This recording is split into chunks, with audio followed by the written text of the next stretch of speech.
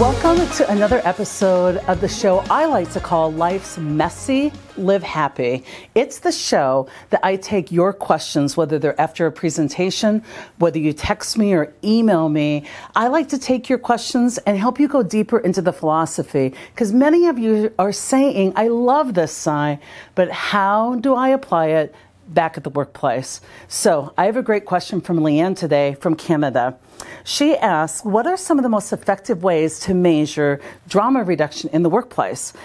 She wants to know, as she works with her leaders to refocus and implement reality-based leadership guidance, how she can quantify results for her stakeholders.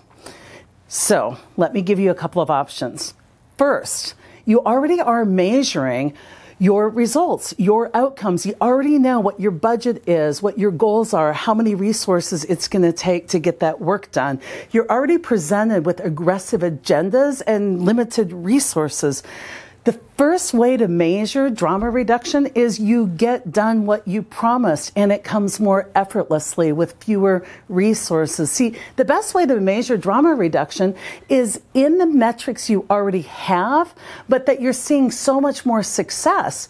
You're delivering what you promised, it's effortless, and people are engaged, people are having less conflict, there's less hey, do you have minute venting sessions. In your meetings, when the issue comes up, people very quickly regroup, conserve energy, and move into solutions fast. So basically, the first way to measure drama reduction is life gets easier, results come easier with fewer resources, people are happier. So look at your engagement levels, look at your current results, look at your post-mortem reviews and your closing sessions to see how did it go. And people are going to be talking about the fact that they were able to regroup easier, they were able to be resilient, they were able to accomplish amazing things with fewer resources and time than they thought. Secondly, listen to the language of the people. As they start to internalize reality-based leadership, their entire language changes. You'll hear bottom lines like, well, what would Sai do? And I think we should ask ourselves, what would great look like? Or I'm tempted to vent, but I'm just going to ask myself, what can I do to help? You'll start to hear these mental processes happening. You'll start to hear the language where people are using I more often, the word I, and they're venting less. And you'll start to see when things do get off track that you can quickly get back on track. So when you ask what happened, instead of getting reasons, stories, and excuses about they didn't and I didn't have enough time and no one helped and I didn't know, you'll start to hear the good I. I chose, I assumed, I denied, I didn't. Here's how I can fix it going forward. So language changes, your results come easier. You'll see a difference in your retention.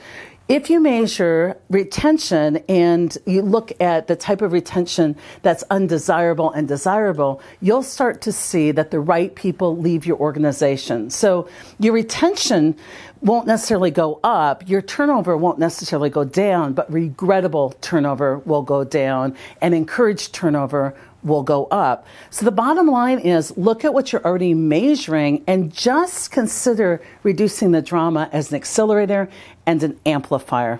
Now, if you want some more formal ways to measure drama reduction, we have those as well. We have assessments where we can measure amount of accountability and the amount of drama in a workplace, and we can show before and after in the reduction of those. We also have this very cool assessment called the reality check, where we take engagement and accountability and combine it in an assessment.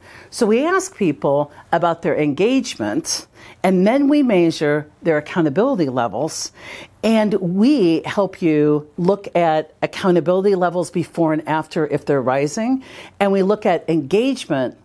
But here's kind of our magic trick of only the high accountables. We have a way to filter engagement data by accountability level so that you can turn up the volume on your best, most accountable people, the real drivers of the organization, and you can turn down the volume on the victim thinking What this does for you in that metric is it helps you increase accountability, and accountable people know engagement's a choice, so automatically engagement raises, but then you get the secret weapon where you can focus on what the high accountables need to be engaged and spend your efforts engaging only those who are going to pay it back to you in results.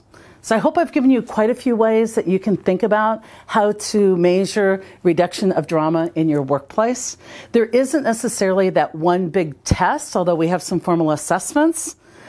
It's more subtle than that. It is that your team is delivering in a pretty quiet, effortless way where people are smiling, happy to come to work, and high accountables love to be together doing great things. So we've taken Life's Messy, Live Happy, and we've revamped it to just be informal answers to your questions. This is your chance to pick my brain. Submit your questions at the link below, and I will do my darndest to answer them on video or podcast.